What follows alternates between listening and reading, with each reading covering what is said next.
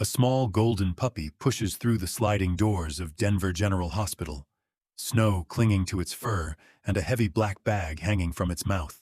At first, nurses and visitors smile, thinking it's just a lost puppy seeking warmth. But then, the dog lets out a trembling whine that echoes through the lobby. The black bag rattles with a faint metallic clink, silencing the room. The puppy turns toward the emergency wing, eyes filled with urgency, as if begging for someone to follow. Then, a war veteran and his loyal German shepherd step forward. In that moment, they all realize this isn't just a stray seeking shelter, it's a messenger carrying a miracle through the storm. Snow drifted down in lazy spirals over Denver, soft flakes catching in the yellow glow of the streetlights outside Denver General Hospital. Inside, warmth hummed through sterile halls, the faint scent of antiseptic and coffee mingling as dawn crept through glass panels. It was a quiet morning, the kind that made the staff believe, if only for a moment, that the city's chaos might grant them a few peaceful hours. Jack Lawson stood at the far end of the lobby, his gloved hands tucked behind his back. At 42, Jack had the kind of face that told stories even when his lips didn't move. Deep lines framed his gray eyes that had seen too much desert sun and too many battlefield shadows.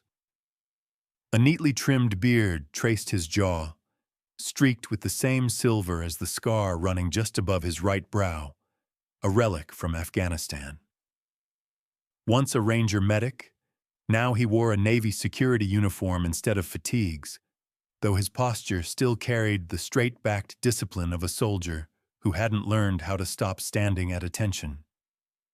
He'd taken this job at the hospital to stay close to people again, to keep his hands busy, to quiet the ghosts that followed him home every night. At his heel padded Rex, a 6-year-old German shepherd with a coat of rich sable and the kind of intelligent eyes that always seemed to read the world a split second faster than anyone else. Rex had served beside Jack overseas as a search and rescue K9 until a roadside blast had ended both their tours. The left side of Rex's muzzle bore a faint patch where fur refused to regrow, a small scar of loyalty, a mirror to Jack's own. Now the dog wore a blue vest labeled Service Companion, though to Jack, he was more than that. Rex was the last thread connecting him to a version of himself he still respected. The lobby clock ticked softly toward 8:01 a.m. Nurse Emily Turner, 29, passed with a clipboard hugged to her chest. She was the kind of woman who made exhaustion look graceful, tall, slender, hair the color of wet chestnuts twisted into a loose bun. Her eyes were alert, steady, framed by faint shadows that spoke of too many night shifts and too little sleep. Jack admired her quiet patience. She had once told him she preferred working mornings because people bleed less at sunrise. Jack had almost smiled. He leaned against the reception counter, taking in the rhythm of the hospital.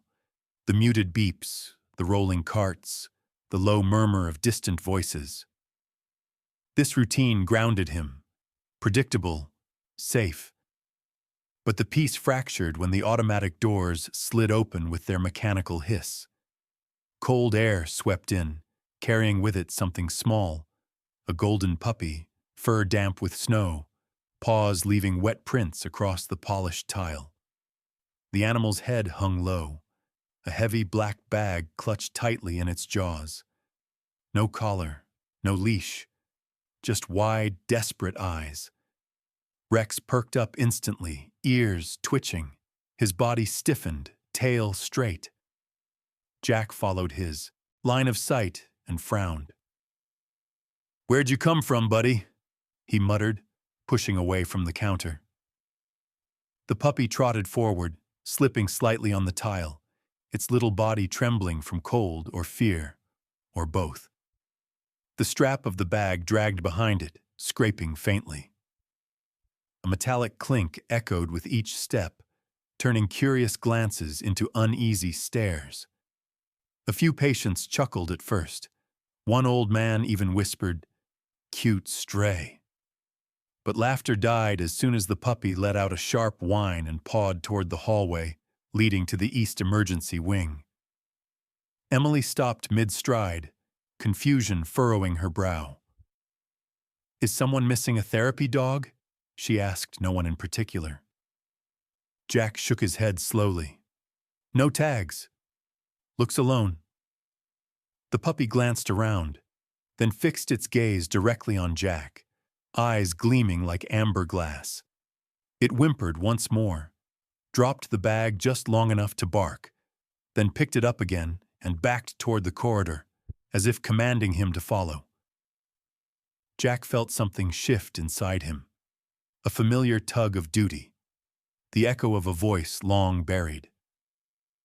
"Don't ignore a call for help, Lawson."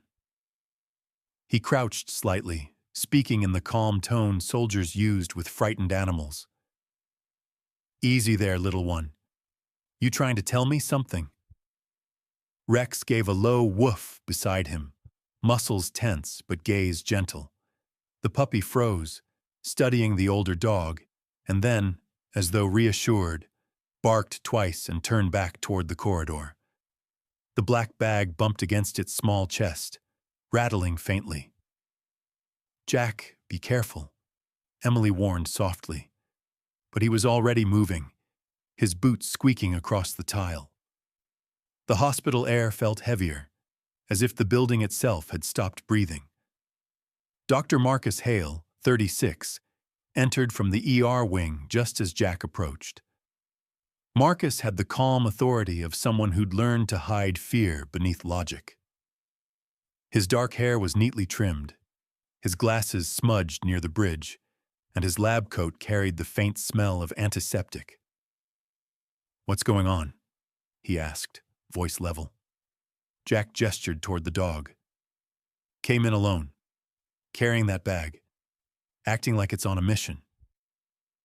Marcus crouched, extending a careful hand, but the puppy backed up instantly, growling softly through the strap.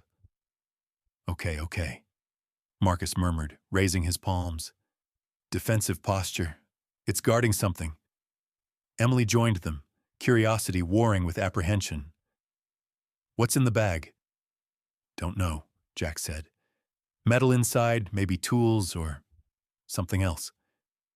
He met Marcus's gaze, and both men shared the same unspoken thought: danger or desperation. The puppy's breathing quickened. Its sides rose and fell like tiny bellows. Then it set the bag down, nudged it toward Jack, and looked up with pleading eyes before barking sharply, the sound bouncing off the sterile walls. Rex responded with a single bark, deeper, steadier. It was as if one dog had spoken and the other had answered. Jack's heart thudded. He reached slowly for the strap. The puppy didn't retreat this time. It trembled but stayed put. The moment his fingers brushed the cold nylon, he felt the weight of it. Too heavy for its size, something solid shifting inside. The metallic clink came again, sharper now. A whisper spread through the onlookers. The receptionist had stopped typing. A janitor froze mid-mop. Even the vending machine's hum seemed to fade beneath the tension. Marcus cleared his throat. Could be medicine, could be something worse. We should... Before he could finish, the hospital intercom crackled to life. "Code yellow. Standby, unidentified item in main lobby." Jack looked down at the puppy, who was now whining softly, tail low but eyes unwavering. The soldier in him recognized that expression, the kind that said, "Trust me." He met Emily's anxious gaze. "It's not a threat," he said quietly. "This little one's not trying to hurt anyone." He knelt, brushing snow from the puppy's fur. "You came all this way for a reason, didn't you?" he whispered. The animal gave a faint wag of its tail, then pawed the floor toward the east corridor again, as if begging him to follow. Jack stood, slinging the bag gently over his shoulder. I'm following, he said, voice low but resolute. Rex fell into step beside him, posture alert, eyes locked forward. The puppy trotted ahead, glancing back every few paces to make sure they were coming. Behind them, Marcus and Emily exchanged a look, fear, awe, and curiosity blending in one silent understanding. Whatever waited at the end of that hallway, this wasn't random. The corridor lights flickered once as they crossed the threshold, and Jack felt that strange, electric sense that fate had just opened its first door. The corridor beyond the lobby stretched long and sterile, humming under the soft buzz of fluorescent lights. The snowstorm outside pressed against the windows, its muffled roar filtering through the walls like a distant heartbeat. Jack Lawson adjusted the black bag over his shoulder, feeling the weight of it swing against his side with each step. The golden puppy trotted ahead, its small paws tapping rhythmically on the linoleum floor. Rex followed close behind, his gait confident, protective, a silent guardian shadowing his partner. Jack's boots squeaked faintly as he walked, the echoes swallowed by the sterile silence. He wasn't supposed to be here. This corridor was reserved for staff, yet something in his chest, the old soldier's instinct, told him this path mattered. He glanced toward Nurse Emily Turner walking beside him. Her face was pale under the harsh lights, but her brown eyes carried determination, the kind of courage that didn't need words. Dr. Marcus Hale followed, pushing his glasses higher up his nose. The doctor's usual composure was thinning, curiosity warring with unease. They turned the corner and nearly collided with orderly Ben Carson, a tall man in his late 30s with a build that looked more suited to construction work than hospital maintenance. Ben's square jaw was shadowed by a week-old stubble, his dark hair flattened beneath a wool beanie. He had the weary, guarded eyes of someone who had seen too many midnight emergencies. "Hey, what's going on?" he asked, his baritone voice carrying the faint rasp of a smoker. "A dog came in," Marcus replied, "with a bag." Ben blinked. "You mean someone's lost pet?" Jack shook his head. "No, this one came with purpose." He didn't explain further. The golden puppy paused, looking back at them, the tip of its nose dusted with melted snow. Then it turned again and padded forward, leading them toward the east emergency wing. The air grew colder there, though the vents whispered warm air. The puppy's nails clicked sharply on the floor as it stopped before a double door labeled Critical Care, East Wing. The doors were half shut, a small red light glowing above. Jack's pulse quickened. He crouched, placing the bag carefully on the ground. Rex sniffed the floor beside it, tail stiff, muscles taut. Emily looked at Marcus. "It's acting like it knows where to go." "Or who's inside," Marcus murmured. From behind the doors came a faint mechanical rhythm, the slow beep of a monitor. Then another sound, softer, a muffled cry. The puppy whimpered, pressing its nose against the seam of the door. Jack glanced toward the security camera in the corner. "We're not opening this without clearance," he muttered. But even as he said it, his hand reached for the handle. Years of military rescue missions had taught him to move before bureaucracy caught up. Before he could push the door, another figure appeared, a woman in a gray, paramedic jacket, carrying a clipboard. Dr. Naomi Vance, mid-40s, with sharp cheekbones and steel-gray hair pulled tightly into a bun, intercepted them. Her face bore that particular strain of someone who had spent decades running on adrenaline and coffee. Her tone was clipped, but not unkind. "What's the situation here?" Marcus stepped forward. "Unidentified dog. Came in with this bag. We believe it's connected to a possible emergency." Naomi arched an eyebrow. "A dog brought it?" Skepticism flickered across her face. "Yes, ma'am," Jack said evenly. "And it's been leading us since it walked through the front doors." She studied him briefly. The soldier's bearing, the tension in his shoulders, the quiet authority. Something in his voice must have convinced her, because she sighed. "Let's see what it wants then." Jack slowly pushed the door open. The puppy slipped inside first, its golden tail brushing against his leg. The room beyond was dimly lit, lined with patient monitors and oxygen tanks. Only one bed was occupied. A man in his late 50s, his face bruised, an oxygen mask covering his mouth. His left arm was bandaged from wrist to elbow, IV lines snaking across pale skin. Emily checked the chart at the foot of the bed. "John Carter," she whispered, "brought in last night, found unconscious near Pine Creek Road. They said his vehicle was totaled." Marcus frowned. "Pine Creek Road? That's out near the highway. The note—" He stopped himself, catching the puppy's gaze. The dog was trembling now, its breath shallow. It dropped the bag near the man's bed and backed away slightly, whining. Rex moved closer, sniffing the air, tail wagging slowly in recognition. "Jack," Emily said softly. "It knows him." Jack crouched again, resting a hand on Rex's neck. The German shepherd's muscles quivered beneath his palm. "You know this man, don't you, boy?" he whispered. Rex gave a short, low bark. Affirmation. Dr. Naomi stepped forward, her expression shifting from skepticism to focus. The dog could be his. He must have trained it to deliver something. She reached for the bag, but Jack stopped her gently. "Let me." Unzipping the top, he peered inside.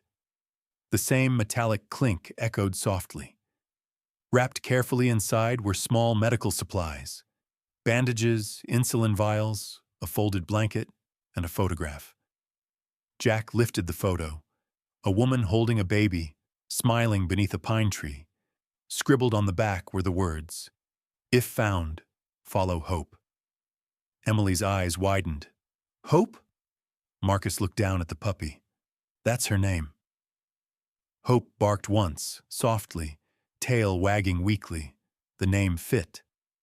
Naomi exhaled, the professional calm on her face cracking for the first time. If he was found near Pine Creek Road, there might be another crash victim. She glanced at the supplies. "And insulin means there's a child out there who hasn't had a dose." Jack's chest tightened. "We can't wait." He turned to Marcus. "You get dispatch on the line. I'll get transport ready." Naomi hesitated. "Jack, you're off duty." He shot her a look that silenced further protest. "I didn't survive 2 wars to stand still when a kid's freezing in a ditch." Rex barked once, as if in agreement. The team moved quickly. Marcus radioed dispatch, his calm voice threading urgency through every word. Emily gathered supplies, her hands trembling but precise. Naomi contacted the ambulance bay. Ben reappeared with blankets, muttering something about heroes in snowstorms. Even he smiled when Hope trotted up to him, tail brushing his leg. Outside the windows, the snow fell heavier, obscuring the city in a white haze. The air smelled faintly of ozone and cold metal. Jack slipped on his jacket, tightening the straps around his shoulders. He looked down at Hope, who sat beside Rex, head tilted as though awaiting orders. "Can you find them again?" he asked quietly. Hope's ears perked. She gave a single sharp bark, and her little paws scratched eagerly at the floor. Jack nodded. "Then lead the way." The corridor behind them glowed dimly, the warmth of the hospital fading as the cold world outside waited. Jack glanced once more at the unconscious man on the bed, the one who had trusted a puppy to finish the message he couldn't deliver. Then he turned and followed Hope toward the exit, Rex pacing beside him.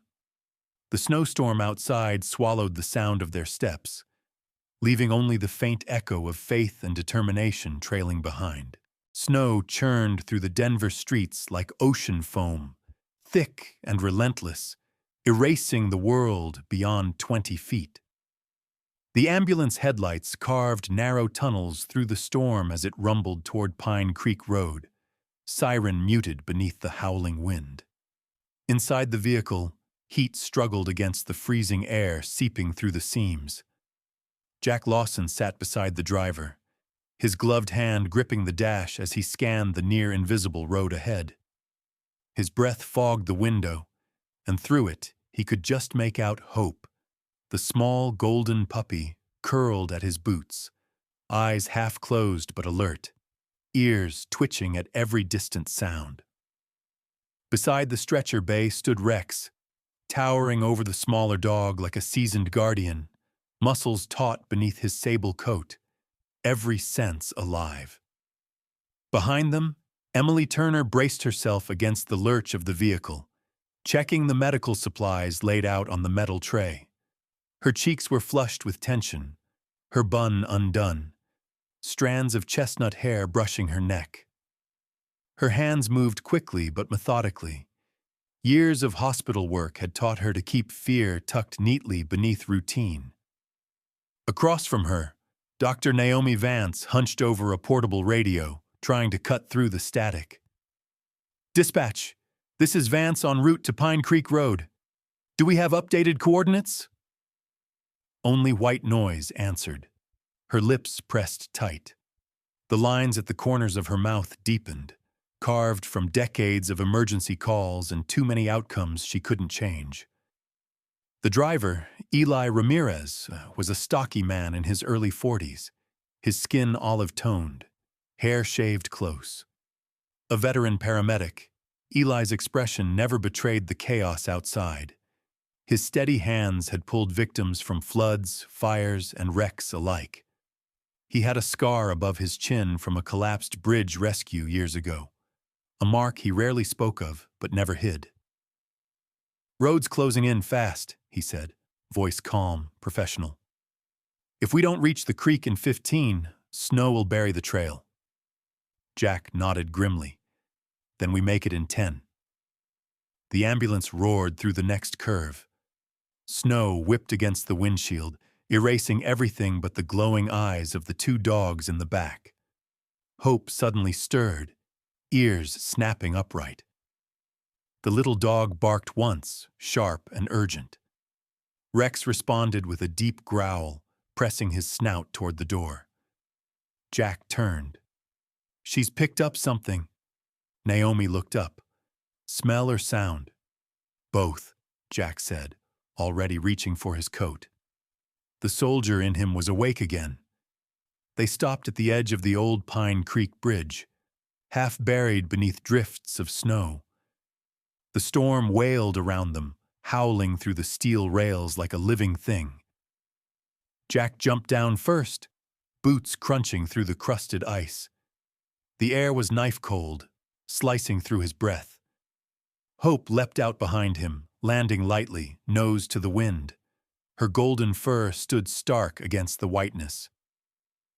Rex followed, shaking snow from his back and lowering his head, sniffing. Eli joined them with a flashlight, the beam cutting through the blizzard in trembling circles. "Visibility's trash. You sure the dog can track in this?" Jack didn't answer. Hope had already started moving, weaving between the snowbanks with a precision that seemed almost supernatural. She paused, sniffed again, then barked twice before veering left, down the narrow slope leading toward the frozen creek bed. Rex bounded after her, tail sweeping arcs through the snow. Naomi grabbed the medical kit, slinging it over her shoulder. "We follow their lead," she said. Emily hesitated only long enough to zip her parka and push after her. Jack brought up the rear, his flashlight beam cutting through a curtain of snowflakes. The slope was steep, slick with ice. He moved in practiced silence, his body remembering mountain rescues in Afghanistan, the cold nights when snow meant both camouflage and danger. At the bottom of the ravine, the world was quieter, muted by layers of white. Hope stopped abruptly, pawing at the snow. Her nose touched something dark buried beneath a mound. Rex sniffed, then barked once, short and low. Jack dropped to his knees, clearing snow with his gloved hands until metal shimmered beneath. A vehicle roof, half crushed and glazed with ice. His pulse spiked. "We found it," he shouted over the wind. Eli was already on his radio. "This is Ramirez. Vehicle located. Pine Creek Bridge, Northeast Ravine. 2 possible occupants." Hope circled the wreck, whining, her small frame trembling from cold, but refusing to rest. Jack found the driver's window shattered inward. Inside, through the frost-coated glass, a woman slumped motionless against the seatbelt, her hair dark and matted, frozen to her coat. In the back, the faintest flicker of movement. "There's a baby!" Jack yelled. He swung his flashlight toward the rear seat. A small bundle of blue fabric moved weakly. "Emily, Naomi, here!" Naomi dropped beside him, her breath a cloud. "We'll need to cut her out." She turned to Eli, who was hauling the emergency crowbar from the ambulance kit. Together, they pried open the twisted door, metal groaning in protest. When it finally gave, cold air rushed inside like a ghost. Naomi reached for the infant first, her hands, steady despite the frostbite burning her fingers. "Alive," she murmured, relief cracking her voice. Emily took the baby into her arms, wrapping it in the wool blanket from the black bag. Hope pressed close, whining softly, as if to reassure the child. Rex stayed by the open door, his deep growl vibrating through the cold night like a warning to the wind itself. Jack bent toward the driver. The woman's pulse fluttered weakly beneath his fingers. "She's breathing," he said, "but she's losing heat fast." He unclipped the seatbelt, supporting her limp body as Naomi administered oxygen. "Get her stabilized," Naomi ordered. "Eli, prep the stretcher." Within minutes, they had both mother and child bundled, lifted, and secured on the gurneys. Snow continued to fall, relentless, erasing their footprints as fast as they made them. Hope limped slightly now. One paw scraped raw from the ice, but she refused to leave their side. Jack scooped her up gently, tucking her inside his jacket. "You've done enough, little one," he whispered, voice rough with gratitude. By the time they reached the top of the slope, the ambulance lights painted the storm in flickering red. Emily climbed inside first with the baby, whose small cry pierced the night, a sound of life that stilled everyone's breath for a moment. Naomi followed with the mother, attaching monitors with frozen fingers. Jack closed the doors and signaled Eli to drive. As the ambulance roared back toward Denver, Hope stirred in Jack's arms, tail giving a faint wag. Rex lay at his feet, head resting on his boots. Outside, the storm began to thin, as though the mountain itself had exhaled. Jack leaned back, closing his eyes briefly. The mission, for once, had an ending worth believing in. But as he glanced down at the little dog nestled against him, he couldn't help but wonder how far she'd come through the snow alone, carrying that bag of hope. Somewhere deep inside, beneath the years of war and silence, something in him thawed. Dawn crept over Denver like a fragile promise. The storm had passed, leaving the city hushed beneath a white blanket that caught the first pink shimmer of sunlight. At Denver General Hospital, plows rumbled outside, clearing paths through drifts while breath from the heating vents fogged the windows. Inside the emergency wing, Soft monitors beeped steadily, sounds of life reclaiming rhythm. Jack Lawson stood by the window, hands in the pockets of his worn army jacket, watching the horizon shift from steel to gold. His face, drawn and unshaven, carried the fatigue of the night before. Yet something in his eyes had changed. The old emptiness had loosened its grip, replaced by a quiet disbelief at what they had survived. Beside him lay Hope, the golden puppy, her front paw bandaged neatly by Nurse Emily. Despite the pain, her tail flicked lazily whenever Rex nudged her with his nose. Rex, noble and watchful, sat near the bed where the rescued mother and child now rested. The mother's name was Anna Carter, 30 years old, her skin pale but warm again, a faint color returning to her cheeks. She had dark brown hair, tangled and matted from the wreck, and delicate features dulled by exhaustion. Even unconscious, her face carried the quiet strength of someone who had learned to endure rather than complain. Her little boy, Ethan, barely 1 year old, slept in a bassinet beside her, wrapped in a hospital blanket patterned with tiny blue stars, the same pattern found in the bag Hope had carried. Dr. Naomi Vance entered the room, carrying a clipboard, her graying hair tied back as always. The lines on her face looked deeper under the morning light, but there was relief in her expression. "Vitals are stable," she said. "Hypothermia is under control. No internal bleeding. You all did good work." Jack gave a small nod, his voice hoarse. "She's going to make it?" Naomi smiled faintly. "Because of you. Because of them." She nodded toward the two dogs. Rex lifted his head, his amber eyes alert. Hope, hearing her name, tried to stand, only to flop back down with a soft whimper. Jack crouched beside her, rubbing her ears. "Easy, soldier. You've done your part." Emily stepped in with a tray of breakfast for the recovery ward. The smell of oatmeal and coffee filled the room, familiar and grounding. Her chestnut hair had escaped its bun again, but her face glowed with quiet satisfaction. "She hasn't woken up yet?" she asked softly. "Not yet," Naomi said, "but she's close." As if on cue, Anna stirred. Her eyelids fluttered open, revealing eyes the color of green glass after rain. Confusion flickered there first, then a rush of recognition as her gaze landed on the small golden shape curled near her feet.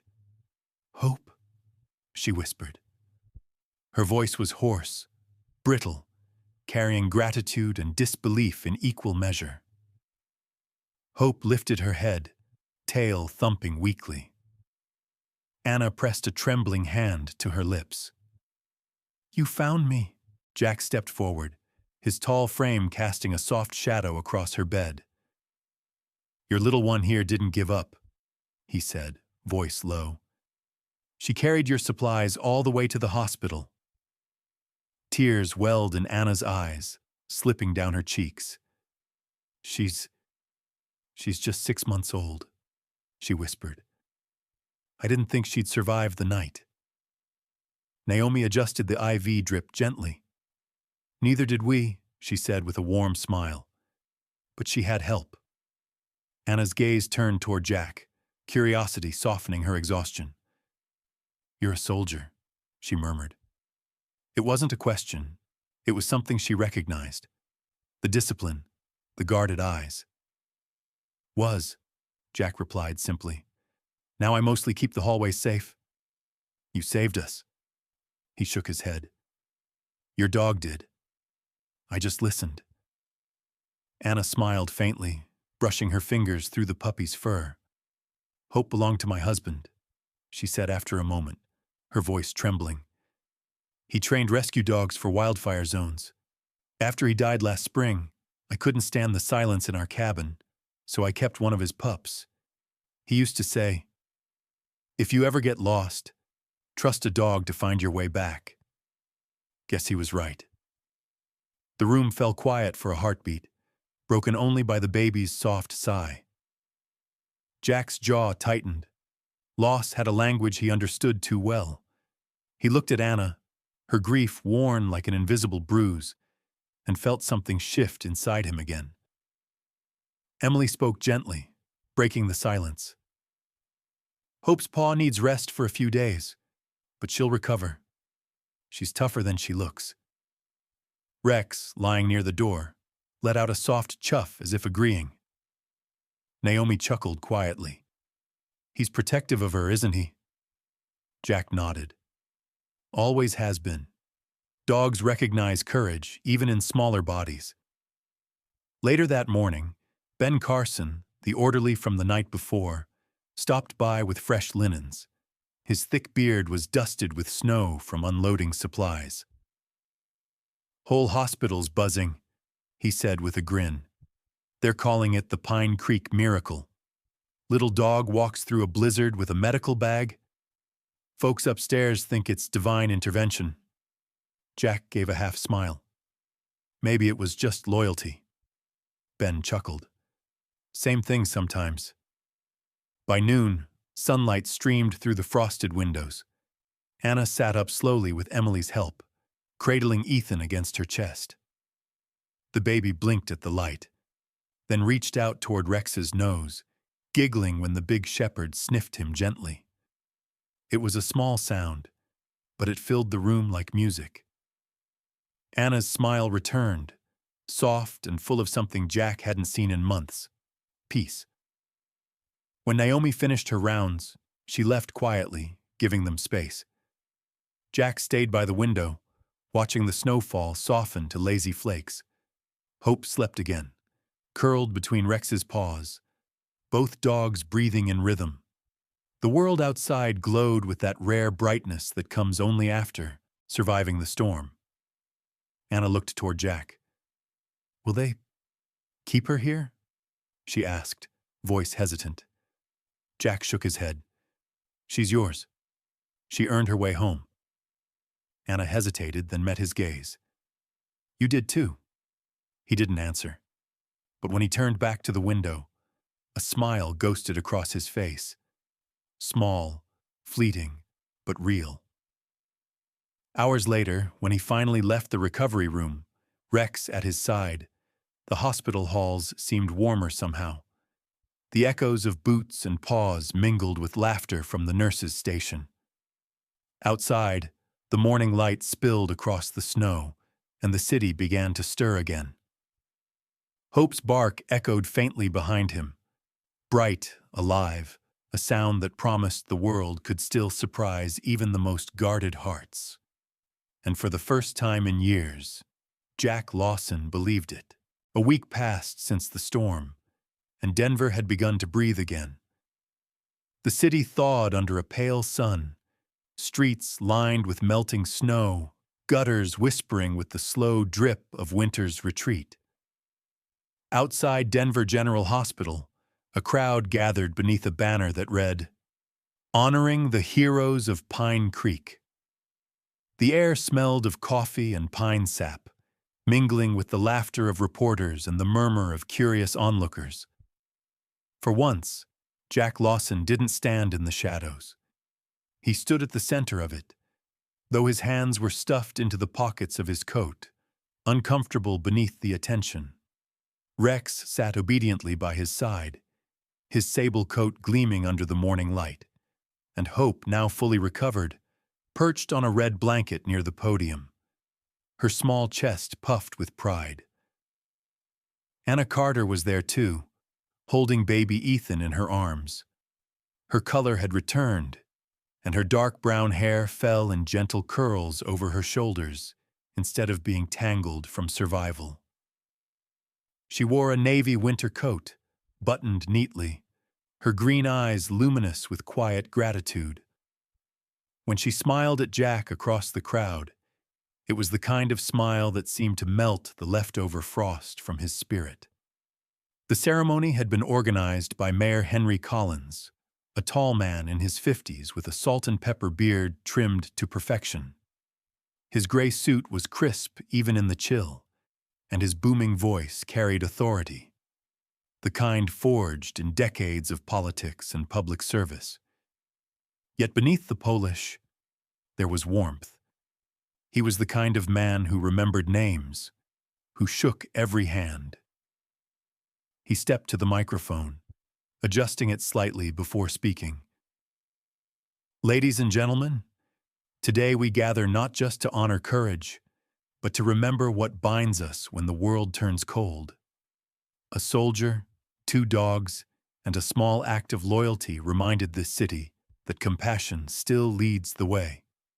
His gaze swept toward Jack. Mr. Lawson, Denver owes you and your companions more than words. Applause rippled through the crowd. Jack shifted uneasily, murmuring to Rex, I preferred combat silence to this. Rex gave a quiet snort, tail brushing the ground. Hope, however, barked once, sharp and cheerful, as if proud of the attention. Behind the mayor stood Captain Amelia Brooks, representing the local search and rescue division. She was in her late 30s, lean and athletic, with blonde hair tied back in a tight braid and a faint scar across her jaw. Her eyes were steel blue, direct, and her handshake had the grip of someone who'd pulled more than one person from a collapsed building. We could use men like you back in the field, she told Jack quietly when the mayor paused for breath. Her tone was respectful but probing. That instinct, that discipline, it doesn't fade. Jack smiled faintly. Some instincts need peace more than a mission. She studied him for a moment, then nodded. Peace is the harder one to win. When the speeches ended, the mayor turned to the podium again, holding a small medal in a velvet box. For acts of bravery and selflessness beyond duty, he declared, the city of Denver presents this token to Mr. Jack Lawson and posthumously honors the memory of Michael Carter, whose training inspired the heroic act of the dog named Hope. He gestured toward Anna. Tears filled her eyes as she stepped forward, clutching Ethan close. Jack accepted the medal with awkward grace, glancing at the 2 dogs at his side. They deserve this more than I do, he said into the microphone. His voice was rough but steady. Hope carried a message through a storm no human could have crossed. Rex followed her when instinct said stay warm, and me, well, I just trusted them. That's all this world really needs sometimes. A little trust. The crowd fell silent for a moment before erupting into applause again, louder this time. Hope barked happily, tail wagging, while Rex lifted his head proudly. Later, as the event dispersed, the winter sun climbed higher, glinting off the medal now tucked in Jack's coat pocket. He walked with Anna and Ethan along the cleared pathway near the hospital garden, where the snow still clung to the evergreen branches. Hope bounded ahead in small, joyful leaps, while Rex trotted beside her with the measured calm of an older guardian. Anna glanced sideways at Jack. You're not staying in Denver, are you? He exhaled slowly, watching his breath dissolve into the cold air. I don't know. I've been walking without a direction for a long time. You found one that night, she said softly. Maybe that's enough to start over. Her words lingered in the air like a warmth he hadn't expected. He smiled faintly. You ever think about moving back near the mountains? After everything that happened at Pine Creek? I think I'll stay where there's light and noise for a while, she said with a laugh, though her voice trembled. But maybe somewhere close enough for Hope to visit her heroes. At that, the puppy bounded toward them, a flash of golden fur, leaping straight into Anna's arms. Ethan squealed with delight, grabbing at the puppy's ear. Hope licked the child's cheek, tail thumping in rhythm with his laughter. Jack felt something stir deep within his chest. something unfamiliar and steady. By late afternoon, the hospital had returned to its routine hum. Jack found himself back in the security office, staring at the small wooden box that held his military dog tags. For the first time, he reached inside and took them out, not to wear, but to lay them on the desk beside the new medal. The contrast of past and present felt almost poetic. He looked down at Rex, resting near his boots. "We've done our duty, old friend," he murmured. "Now let's learn what peace feels like." Rex's tail brushed the floor once, slow and approving. That evening, as twilight bled over Denver, Jack stood outside the hospital entrance, the city lights flickering to life one by one. Snow flurries drifted gently again, harmless now, like feathers falling from the clouds. Hope sat beside Rex, both watching the cars pass. Anna and Ethan waited near the curb, ready to head home. She waved, smiling through the cold air, and for the first time since returning from war, Jack waved back, not out of formality, but from something genuine, something alive. As the wind whispered through the pines, he felt the world settle into stillness. The blizzard had taken much, but it had also given back something the soldier thought he'd lost forever. A reason to believe that not all battles are fought with weapons. Some are fought with loyalty, compassion, and the courage to keep moving through the snow. When he finally turned to leave, Hope trotted after him, small paws marking the soft white ground. Rex fell in behind them, the rhythm of his stride steady and sure. The night was quiet except for the crunch of boots and paws on snow, and in that sound, Jack heard something sacred, the echo of promises kept. Sometimes miracles don't arrive with thunder or light. They come quietly, in the shape of a wounded soldier, a loyal German shepherd, and a tiny golden puppy who refused to give up. On a frozen road outside Denver, faith took the form of fur and courage, and through that blizzard, God reminded us that love still finds its way, no matter how lost, cold, or broken we become. Jack once thought his days of saving lives ended with the war, but that night, he learned what many of us forget. God still works through ordinary hands and faithful hearts.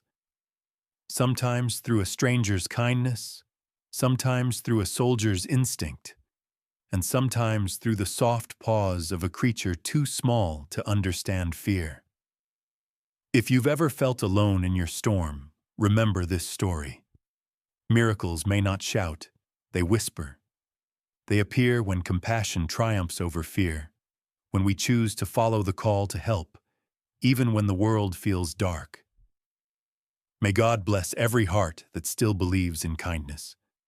May He protect those who serve, those who love, and those who walk beside us in silence, human or animal alike. Before we end, if this story touched you, take a moment to share it. Tell someone that hope still walks among us. Comment where you're watching from, and let's see how far faith can travel. Subscribe to our channel to keep spreading stories of compassion, loyalty, and the miracles that remind us, even in the coldest winter, God's light still shines.